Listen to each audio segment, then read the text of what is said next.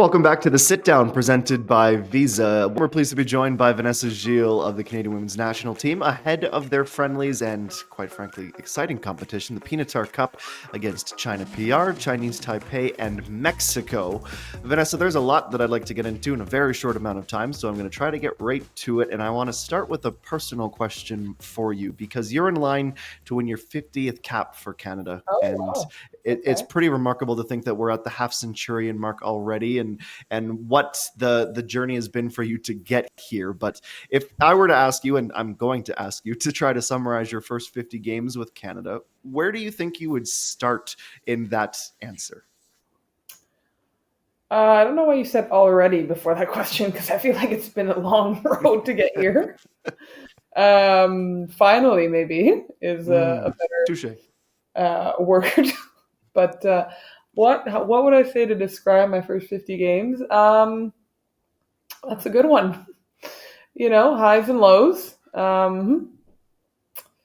Always an honor though, and I think it's been a whirlwind of an experience with the national team. I think how would I resume the first 50? I would just say it's been like a growth, like the amount that I've learned in the past 50 games, however many camps that involves, has been more than I thought I would have learned any other job experience.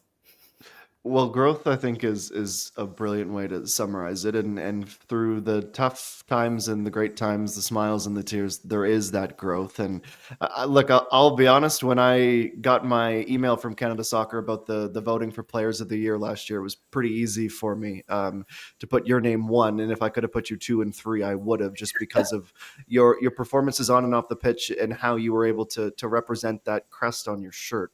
Um, I know athletes are generally very much the team focused, and the individual awards are nice to say, okay, like a pat on the back, you're doing the right thing for your team. But you must be able to celebrate it, Vanessa, a little bit because of the amount that you've had to go through, especially last year, and how you were able to carry yourself, and what that Olympic journey was, even if it was not the Olympic experience you all would have wanted. Yeah, I think obviously it's an incredible honor to be named Player of the Year for this country. I never thought I'd even play for this country, so getting that award obviously means a lot. I think especially for me last year, it was. I know a lot of people say it was a successful year for me individually, but there were more losses than wins. I think we lost in three penalty shootouts. I lost in Mm. a Champions League final. There were a lot of losses, so other than a league title, I think the individual award was the only other thing I won that year. So it's definitely something I will remember out of this year, and one of the positives I'll definitely be taking forward. Yeah, look for the victories when you sort of lose the North Star, I suppose, in a tough environment. But within that, Vanessa, and selfishly, like we as supporters and media and broadcasters do not ever want to see you all go through the adversity to find these exceptional stories within it. If it was up to us, it would be smooth sailing. You'd win every match 10-0, and we'd have multiple people to vote for Player of the Year. But when you do have to go through that, it is very cool from our vantage point, at least, to get to know the personality types of the team. And it seems like from what was presented on the pitch, we got to really see you as that vocal leader, especially with so many legends of this team retiring, and how you and your colleagues, this cohort is kind of leading together, but you still need that person to sort of rally the troops and not let anyone get too high or too low, etc. I could name all the cliches. Is that role something you're comfortable with, that you've grown into, or is it something you even think about, or is it just Vanessa Gilles being Vanessa Gilles on the pitch with her teammates? No, I think you summarized it pretty well. I think we have a team and a culture where we lead together. I think everybody plays their part, and I think that's how we were successful at the Tokyo Olympics, and that's also why we weren't as successful at the World Cup in Australia. I think recognizing the strengths of this team is that we're at our best when everybody has an impact and everybody's involved. Obviously, we have different personalities. People sometimes want me to shut up, and sometimes we're asking Jesse to speak more. And so there's different, obviously, personalities. There's different roles that we play in the leadership. But when all of us play our part, I think is when you see Canada at its best. I think we saw glimpses of that as well this summer. Well, past the past summer, despite everything going on, I think we saw people like Simi, Jade, and then like the older, like me, Ev, Jesse, Quinn, like people stepping up in their own way and having the keys and the confidence to do so. I think that's cultivated by the staff, but also a large part uh, by the culture that we set as players and the importance and the precedent we put on developing those relationships. I think we did a huge amount of work on that leading up to these past Olympics, which obviously you guys as media fans don't see. But I think when you talk to the players that were there at the tournament, and we were just talking about it before training today, I think that was some of the closest we felt as a team in a long time leading up to those Olympics. And that's why we had the success that we had. Well, even though we didn't win, but the performances that we were able to put despite the adversity, and people feeling comfortable stepping up in those leaderful positions, because you do feel heard, you do feel valued, and you do feel as though you have an importance. So having gone through that gauntlet, and I said the same thing to Olivia, and I'll say the same thing to you. I don't really care to spend any time at this point revisiting the past, because we're so excited for the future. So let's stay there. Your first camp with Casey Stoney, obviously breath of fresh air, exciting anytime there's a new voice, new ideas involved in the club. And I don't think we could get Olivia to stop smiling when she was talking about this new type of football that Canada wants to play. I'm curious your perspective. I mean, heck, you're one of the potent goal scorers on this team now, apparently, and you get to have some fun with the set plays and the creativity and movement of this group. What have these first few weeks been like under Coach Stoney? First few weeks, well, it's been 3 days for us in camp. True enough. First I few think days. obviously it's been the first few days, so we're still getting to know her project, her vision, how she sees us playing moving forward, on the ball, off the ball, the culture she's trying to also develop, or I should say, like her blend kind of coming into our culture that we already have. I will say what I'm really excited about and what she's talked a lot about and what we've seen in these past few weeks is the importance she's playing on our player pool.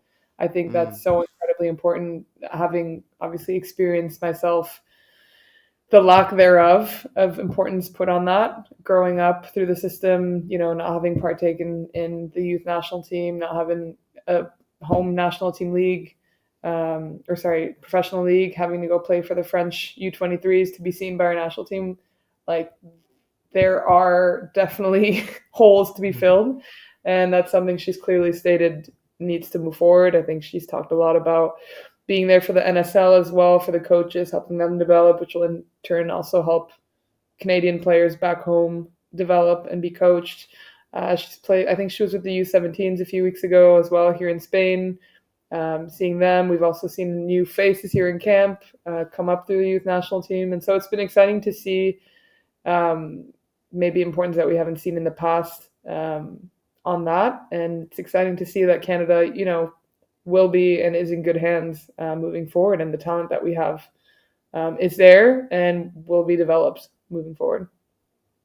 I think you raise a really good point there, because it's an easy narrative to perhaps say new coach, new opportunity, fresh start, sunshine and rainbows, but there's so much work left to be done. However, it feels as though in the conversations that we're able to have with you and your teammates and people around the group, there's almost like a weight off the shoulders. Like 2025 now, you have clarity of vision, renewed purpose. And while there is work to be done, there's the excitement of the NSL and the fact that you're at the beginning of another quadrennial, and the idea of this hope of what this team can be by the next Olympics, by the next World Cup, and these major tournaments in 2026 and beyond. Is that a fair assessment, Vanessa, that you're maybe feeling a little bit less burdened by the past and just so excited for the future? Yeah, it's a bit of a loaded question. I think burdened. There's always going to be that sense of regret of like what could have been. I think the team we had this summer was incredibly talented, and we had the mindset for. obviously it didn't go our way. But moving forward, taking that in and knowing how young of a team we are as well moving forward, but also having the time to develop that and give the experience. I know Casey talks a lot about that as well. Is exciting because that's not something we've seen in the last 4 years. Kind of that passing of a torch, developing the young, giving kind of experience everywhere, enlarging that player pool in case of injuries, in case of, high level sports is like that. You're going to have highs and lows in your performance, and seeing who you can learn from, who, will be coming in. It's exciting as a player. It's exciting. Also, I'm obviously getting towards one of the older players. So seeing that and seeing the kind of the like next generation come in and the talent, but also the personalities is really exciting, because I think I've always said, and I said it maybe 10 times already, the strength of this team lies in its culture. And seeing that next generation come in, soak it in, but also have that DNA of being Canadian is heartwarming. And I think it's going to be really fun to see, being an older player now, these players go play in top leagues, go play in top teams. Obviously I'm thinking about Jade Rose, who plays like she's an experienced player, and like this, who's been here forever, but she hasn't gone pro yet. And so seeing where that's going to take her, and like that next level where it's going to take her, she's going to be unstoppable. And the youth that we have coming up following in those footsteps it's exciting. I think I was listening into Liv's interview as well, but it's very exciting for Canada, and Canadian football.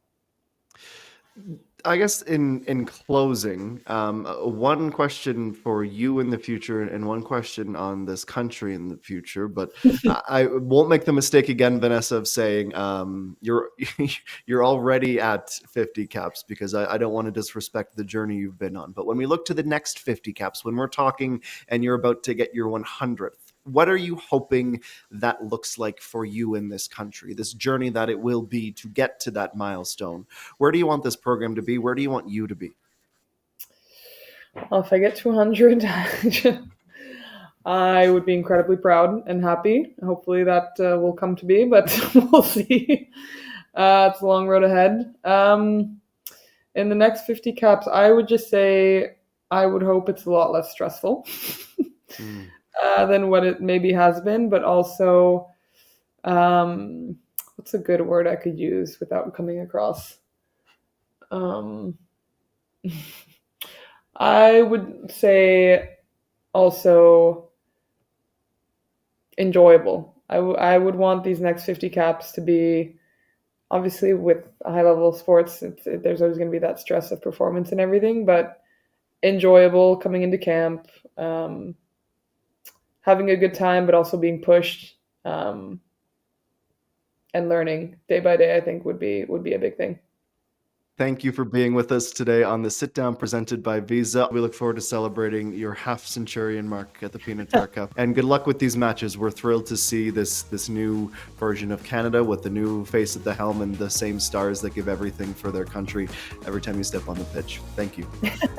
I appreciate it. Thank you.